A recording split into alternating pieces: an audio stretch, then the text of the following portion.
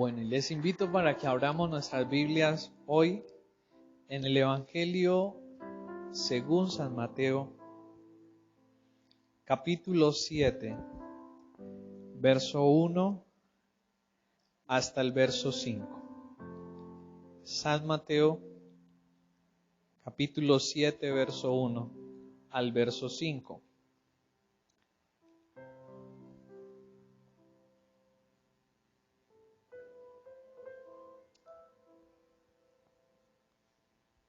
Comienza el versículo 1 diciendo lo siguiente: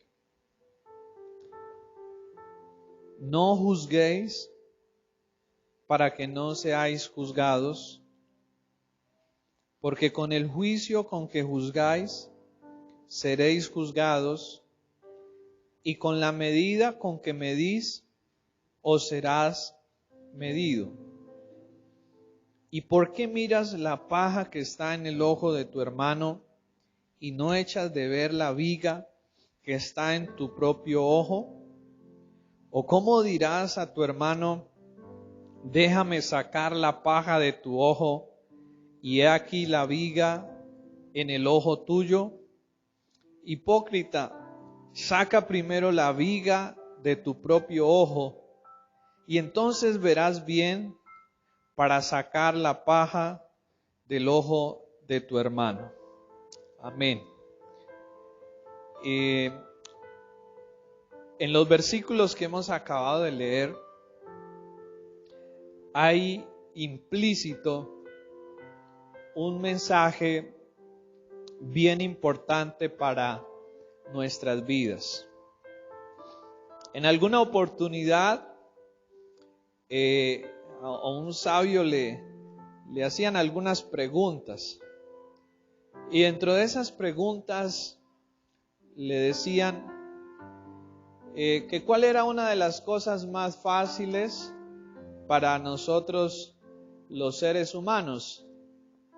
Y entonces él respondió que era dar opiniones acerca de los demás. Y luego le hicieron otra pregunta, que cuál era la cosa más difícil para nosotros, a lo cual él respondió, conocernos a nosotros mismos. Y ese es el mensaje implícito que vamos a estudiar en esta noche, que el Señor nos dejó en estos versículos que acabamos de leer. La necesidad de conocernos a nosotros mismos. Es el mensaje en esta noche. La necesidad de conocernos a nosotros mismos. Después de conocer a Dios, tenemos el desafío de conocernos por medio de Él y de su palabra a nosotros mismos como en verdad somos. Y podemos responder la pregunta, ¿qué es conocernos a nosotros mismos? ¿Qué significa conocernos a nosotros mismos? Es reflexionar si realmente sabemos quiénes somos. Es reflexionar si realmente sabemos quiénes somos. Es enfrentarnos a nosotros mismos, a nuestros defectos, a nuestras virtudes, a nuestras fortalezas, a nuestros miedos, a nuestras debilidades. Es enfrentarnos a nosotros mismos. Notemos lo que el Señor dice en los versículos que hemos acabado de leer. Versículo 3 en adelante, el Señor hace una pregunta: ¿y por qué miras la paja que está en el ojo de tu hermano y no echas de ver la viga que está en tu propio ojo? ¿O cómo dirás a tu hermano, déjame sacar la paja de tu ojo, y he aquí la viga en el ojo tuyo? En estas preguntas, el Señor nos está mostrando la necesidad de enfocar nuestra atención ¿en quién? En nosotros mismos. cosa que, si nosotros somos sinceros, no hacemos casi. Por lo general, tenemos la tendencia a analizarle la vida a los demás, a estudiar y a diagnosticar la vida de las demás personas, que en cierta medida los versos anteriores demuestran esa tendencia que hay en nosotros. Y como un escritor decía, qué fácil es ver 10 o 20 errores en el otro, pero qué difícil es ver un error en ti y tratarlo en ti. Y eso es real en nuestras vidas y en nuestra naturaleza humana. Pero lo interesante de lo que podemos deducir de estos versículos, que está ahí implícito en estos versos, es la necesidad de conocernos a nosotros mismos. ¿Cómo podemos conocernos a sí mismos? Es otra pregunta interesante. Después de responder qué es conocerse a sí mismo, también es interesante responder cómo conocernos a nosotros mismos. Así que, en primer lugar, debemos analizar detenidamente cada área de nuestras vidas. Es enfocar la mirada y enfocar el análisis hacia nosotros, hacia adentro de nosotros. Conocernos a nosotros mismos comienza cuando nosotros dejamos de mirar hacia afuera y empezamos a mirar hacia adentro de nosotros mismos. Por ahí comienza el conocimiento de sí mismo. Cuando yo dejo de mirar hacia afuera y yo empiezo a mirar hacia adentro de mi vida, hacia adentro de mí. Ese es el primer paso para empezar a conocernos a sí mismo. El segundo paso para conocernos a sí mismos es mediante la palabra de Dios. La palabra de Dios es como un espejo, la cual nos muestra realmente cómo somos, la cual al vernos en ella refleja lo que realmente somos nosotros. Así es que dice en Marcos capítulo 7 versículo 20, Marcos capítulo 7 y verso 20, dice lo siguiente. Verso 21, San Marcos 7:21, porque de dentro del corazón de los hombres salen los malos pensamientos. Notemos lo que este versículo dice. ¿De a dónde sale lo malo del hombre? De dentro, ¿cierto? Dice, porque de dentro del corazón de los hombres. Es decir, que el mal, el Señor a través de este versículo estaba haciéndonos ver algo, que el mal no es algo que está fuera de nosotros, sino que el mal es algo que está dentro de nosotros. Y luego sigue diciendo, porque de dentro del corazón de los hombres salen los malos pensamientos, ¿cierto? Los adulterios, las fornicaciones, los homicidios, los hurtos, las avaricias, las maldades, el engaño, la lascivia, la envidia, la maledicencia, la soberbia y la insensatez. Se describe una lista de algunas de esas malas cosas que salen de adentro de nosotros. Por eso luego Hebreos capítulo 4, versículo 12, el Señor, conociendo mejor que nosotros mismos nuestra naturaleza, dice en Hebreos capítulo 4 y verso 12 lo siguiente. Porque la palabra de Dios es viva y eficaz y más cortante que toda espada de dos filos, y penetra hasta partir el alma y el espíritu, las coyunturas y los tuétanos, y discierne los pensamientos y las intenciones del corazón. Es decir, que el medio que Dios ha dejado para que nosotros nos podamos conocer mejor a sí mismos, luego de enfocar nuestra atención hacia adentro de nosotros, es a través de su palabra, que funciona como un espejo, la cual al ir a ella cada día nos muestra lo que realmente hay en nosotros. Pero debemos tener cuidado con algo, porque nosotros a veces nos pasa que cuando leemos la palabra está uno pensando quizás en Julanito de tal y uno diciendo, uy, esta palabra sí que le queda como bien a Julano de tal, ¿cierto? O esta palabra es como para Julano de tal. Pero resulta que cuando uno lee la Biblia y cuando uno mira lo que Dios ha dejado en la Biblia, no se está refiriendo al vecino. Todo lo que Dios ha dejado en la Biblia me habla a mí. Amén. Nos habla a nosotros. Tú, lo que nosotros debemos hacer. No está diciendo lo que el otro debe hacer, sino está diciendo lo que nosotros debemos hacer. Por eso el salmista, en el Salmo 139, el rey David, un hombre que no era perfecto, pero era muy honesto.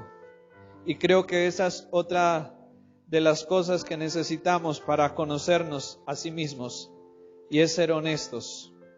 Y David era un hombre que no era perfecto, pero era un hombre honesto. Era un hombre sincero. Era un hombre transparente, que mostraba lo que era, con virtudes como también sus defectos. Y yo creo que eso es importante que nosotros lo hagamos, porque como cristianos quizás pensamos que ser cristiano es ser perfecto, pero no es así. El cristiano es un humano, nosotros somos humanos, que por lo tanto tenemos errores, tenemos defectos, pero Dios quiere que nos expongamos con honestidad como realmente somos. Así que el rey David dice en el Salmo 139, verso 23 y verso 24, examíname, oh Dios, y conoce ¿qué? Mi corazón. Y luego dice, pruébame y conoce mis pensamientos. Y termina pidiéndole al Señor, y ve si hay en mí camino de perversidad y guíame en el camino eterno. En palabras más sencillas, David le estaba diciendo al Señor, por favor, mira Dios, si hay algo que está mal en mí, y házmelo, por favor, entender, y por favor, ayúdame a corregirme.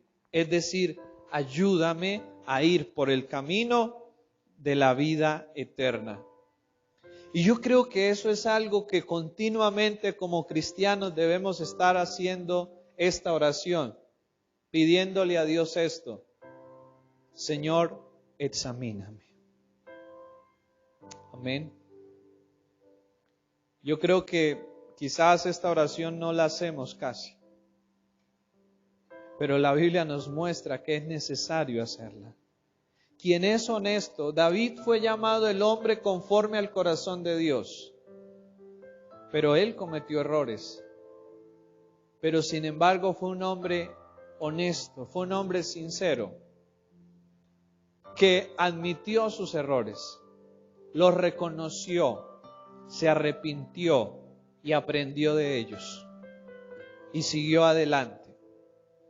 Y por eso David nos dice a través de este salmo esto: la necesidad de pedirle al Señor que examine nuestras vidas. Porque a veces nosotros pensamos estar bien. A veces nosotros creemos estar bien. Pero ¿será que realmente es eso cierto? Es similar cuando uno piensa que está bien de salud y de momento va al médico y le hacen unos exámenes y le dicen: no señor, no señora, mire, usted tiene esto, esto y esto. Porque uno no se conoce realmente a sí mismo. Uno necesita pedirle a Dios que le muestre quién es uno en realidad. Quizás a veces en los temas de revelación podemos orar y pedirle a Dios revelación por ciertas cosas, pero yo creo que la mayor revelación por la cual necesitamos orar y pedirle a Dios es que nos revele en realidad quiénes somos nosotros, qué hay dentro de nosotros. Por eso oraba David y por eso le pedía a David al Señor: examíname, oh Dios, examíname, oh Señor.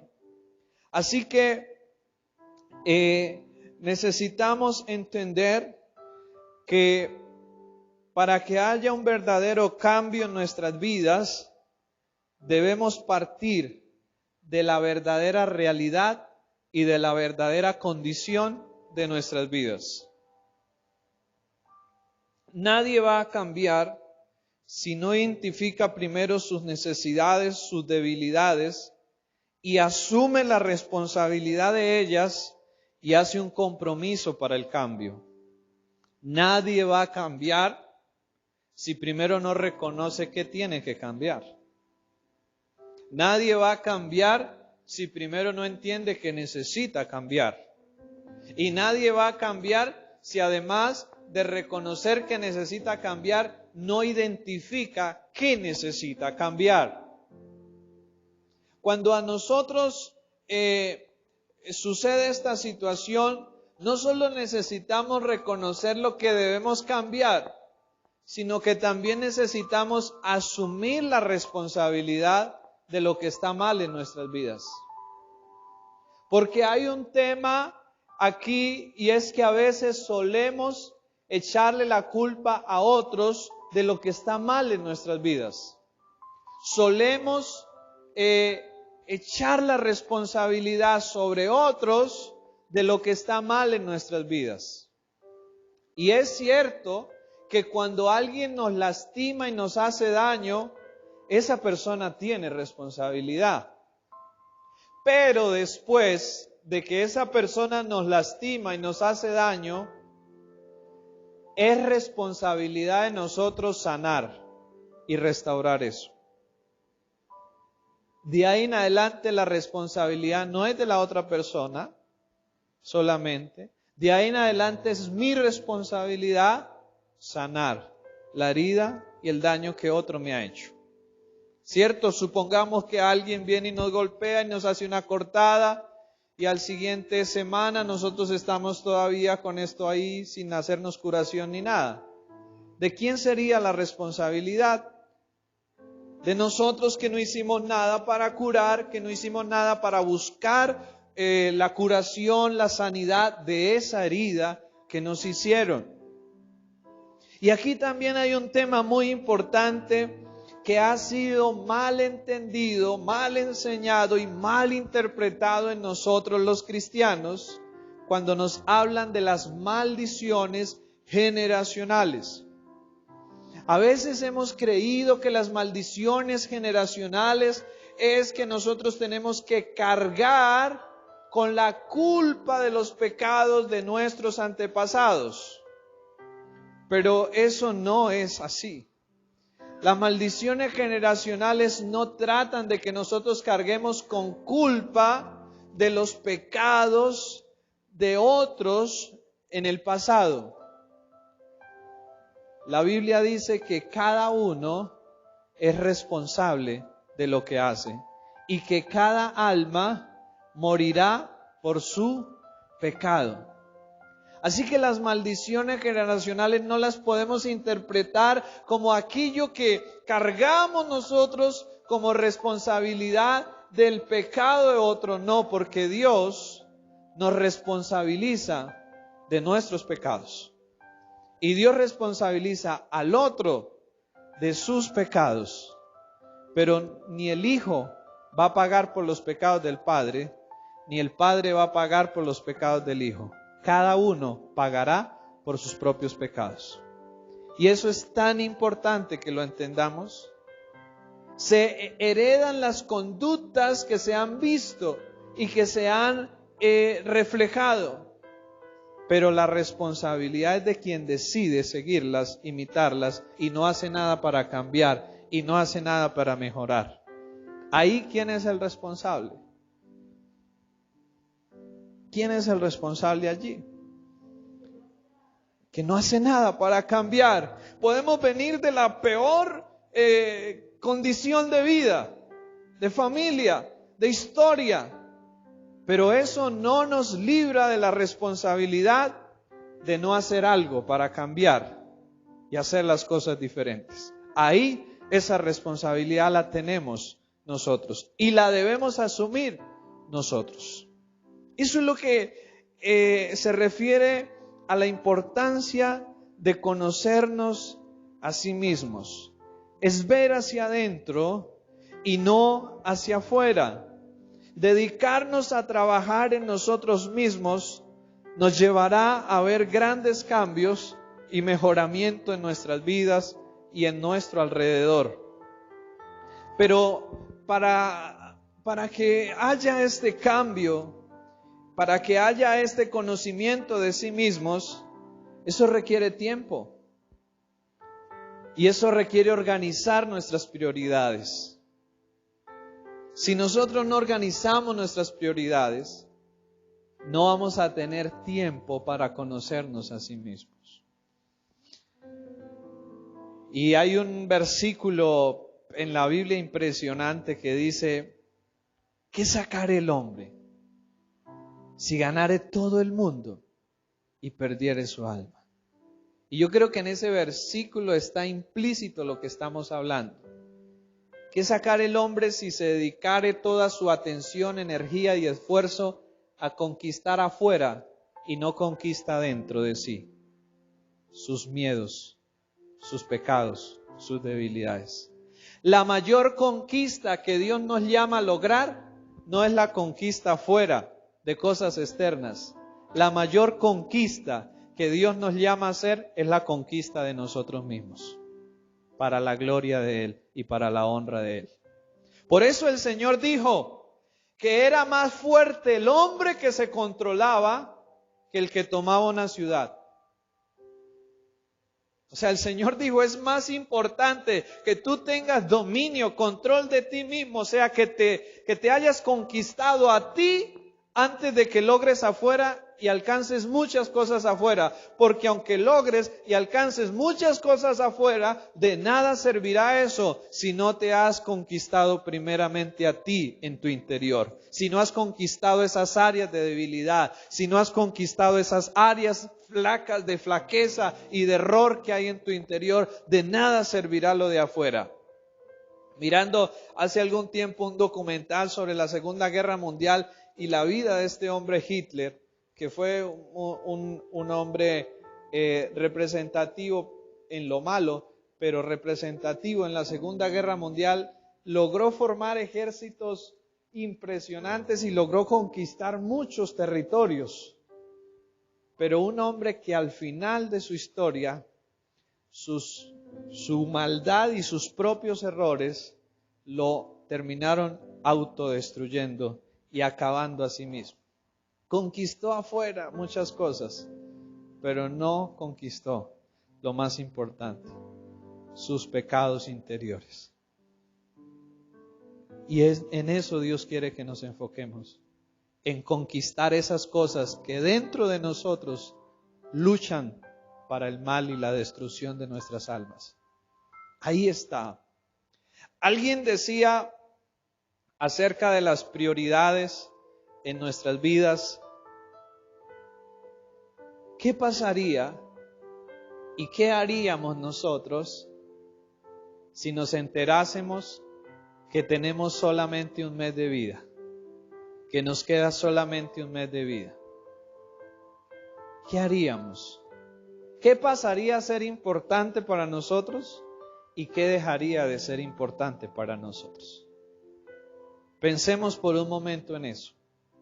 ¿Qué sucediera si nos dijeran te queda un mes de vida? ¿Cuáles serían las cosas que tú le darías prioridad? ¿Y cuáles serían las cosas que tú como que dirías esto ya no importa, esto ya no? ¿Y cuáles serían las que diría estas definitivamente sí? Pensemos. ¿Qué haríamos? Cuéntenos. ¿Qué haríamos?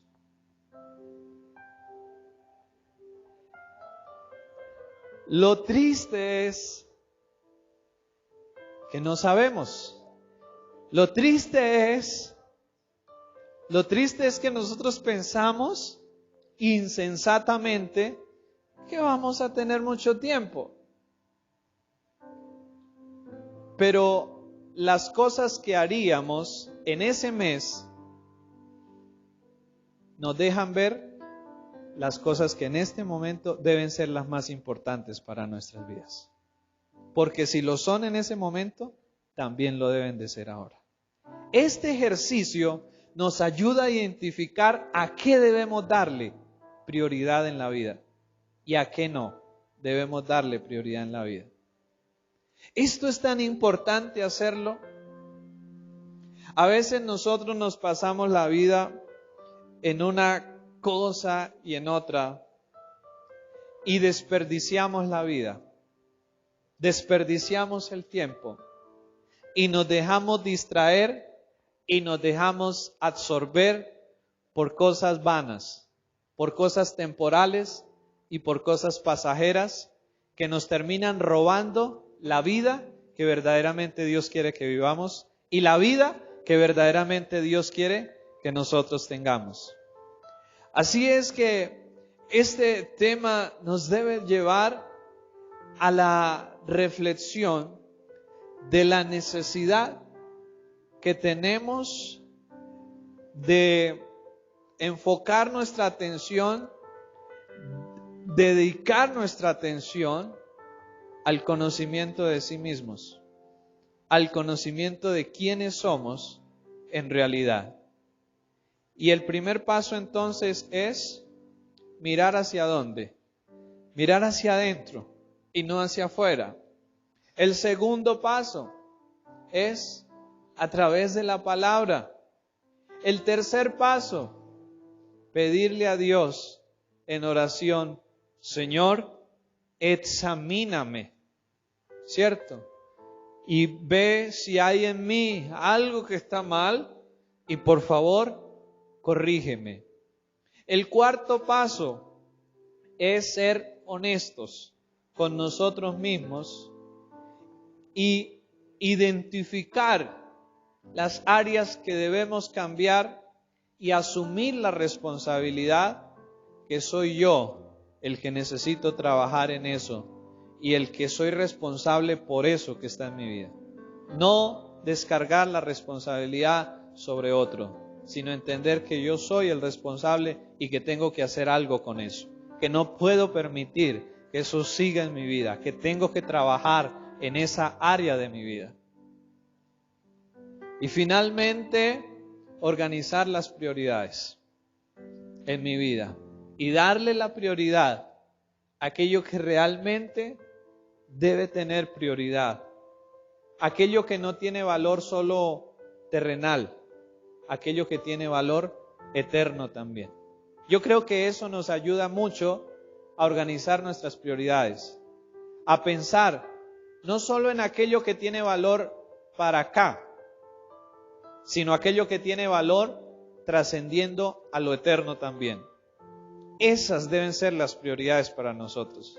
Porque si yo coloco en mis prioridades aquellas cosas que solo tienen valor para acá, para lo terrenal y temporal, estoy desperdiciando totalmente mi vida. Ahí fue donde el Señor dijo, no hagan tesoros en la tierra, donde la polilla y el orín corrompen, donde ladrones minan y hurtan, sino haceos tesoros en el cielo. El Señor estaba diciendo, no inviertan ni enfoquen sus vidas solo en aquello que va a servir y va a durar aquí en lo terrenal. El Señor estaba diciendo, enfoquen sus vidas y dediquen sus vidas en aquello que va a trascender a lo eterno. Porque su temporal aquí va a quedar. Y cuando nos vayamos a la eternidad, no va a servir de nada. Necesitamos cultivar aquellas cosas que trascienden a lo eterno también. Ese es el gran propósito de la vida. No gastarla en algo que va a perecer, sino gastarla en algo que va a permanecer y vamos a disfrutar por la eternidad. Para ello necesitamos organizar las prioridades en nuestras vidas y dedicarnos tiempo a nosotros mismos. Porque si nosotros no dedicamos tiempo a sí mismos para conocernos, para trabajar en nuestras almas, para trabajar en nuestras vidas, sucederá lo que el Señor dijo acá, que sacar el hombre, si ganare todo el mundo y perdiere su alma. Que sacar el hombre, si se esforzare por conquistar y lograr muchas cosas afuera, pero no se conquista a sí mismo. No conquista sus pecados, no conquista sus debilidades, sino que internamente está su alma dañada, herida, sin sanar, sin restaurar. Dios nos hace la invitación en esta noche para que de ahora en adelante dediquemos tiempo y atención a conocernos mejor a sí mismos y a trabajar más en nosotros mismos. Coloquémonos sobre nuestros pies. Padre, gracias te damos hoy, Señor. Padre, tú nos has mostrado una gran necesidad que hay, Señor. Padre, realmente a veces estamos tan distraídos, Señor. Estamos tan envueltos en tantas cosas que perdemos de vista lo más importante, Señor. Que perdemos de vista lo más necesario. Quizás, Señor, como le sucedió a Marta, Padre, ayúdanos, por favor, Dios, a conocernos realmente a nosotros mismos, Señor. Ayúdanos, Padre, a dedicar tiempo, esfuerzo, atención al cuidado de nuestras almas, al cuidado de nuestras vidas, al mejoramiento de ellas, Señor. Padre Santo, ayúdanos a organizar nuestras prioridades, Dios. Ayúdanos a dejar de darle prioridad a aquello que es temporal, aquello que es pasajero, Señor. Y ayúdanos, Padre, a darle atención y a darle dedicación a aquello que trasciende, Padre, a lo eterno, Señor. Aquello que vamos a abrazar y que vamos a poder disfrutar en la eternidad, Señor. Ayúdanos, Espíritu Santo. Ayúdanos a examinarnos. Examínanos tú y ayúdanos a ver realmente, Señor, y muéstranos, Padre, realmente quiénes somos, Señor.